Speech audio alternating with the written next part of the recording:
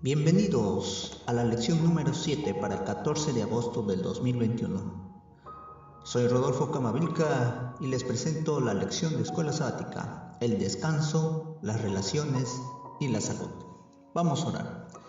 Querido Padre que estás en los cielos, gracias por dejarnos grandes lecciones en esa semana y de poder aplicarlo no solamente a nuestra vida, sino en nuestro grupo pequeño, en donde andemos. Las enseñanzas quedarán grabadas, si no aplicadas para nuestra vida. En el nombre de Jesús, amén. Cuando empezamos esta parte de la lección, hablamos de una liberación, empezando por el copero,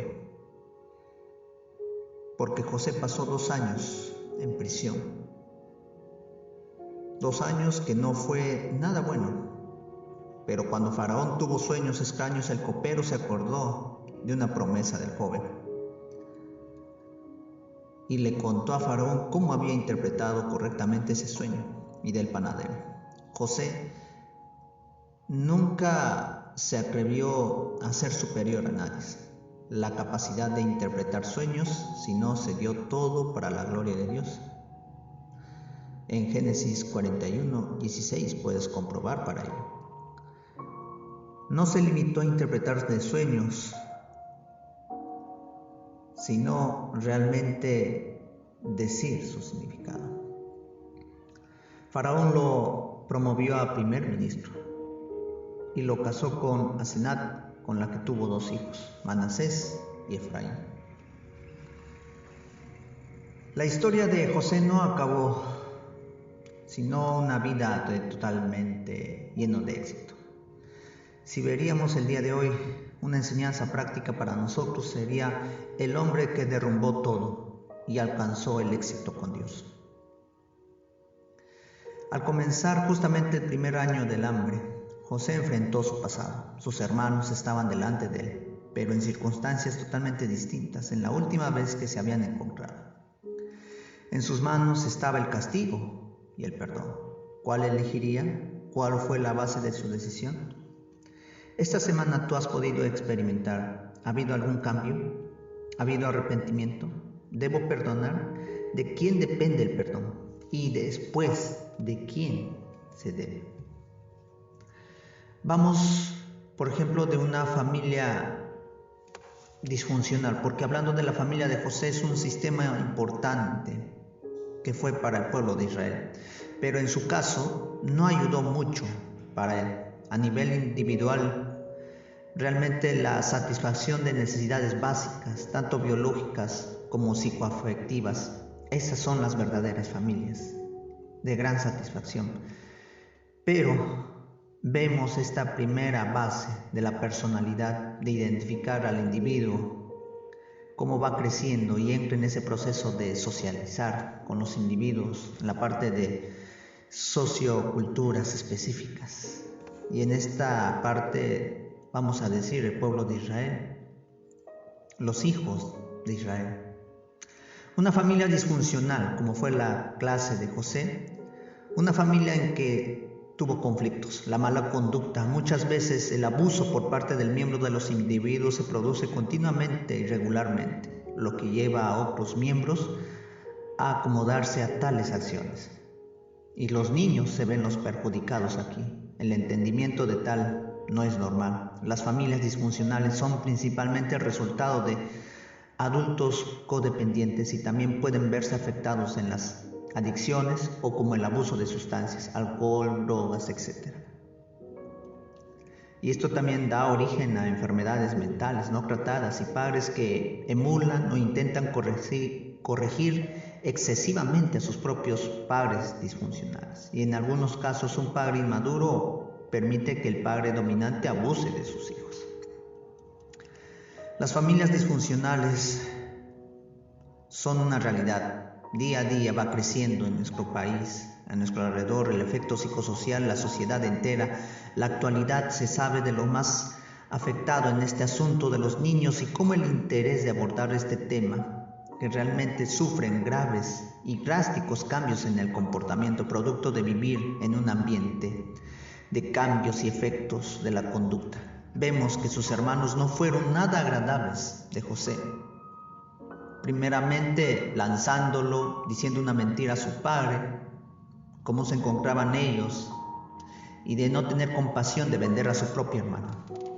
José tenía toda la autoridad de poder castigar a sus hermanos. Pero cuando él les ¿vio algún cambio?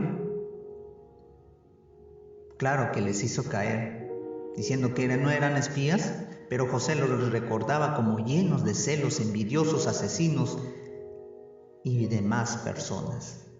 Habían obrado con su hermano Benjamín, cómo habían obrado con él, cómo estaban tratando a su padre y anciano. Eso eran las preguntas de José.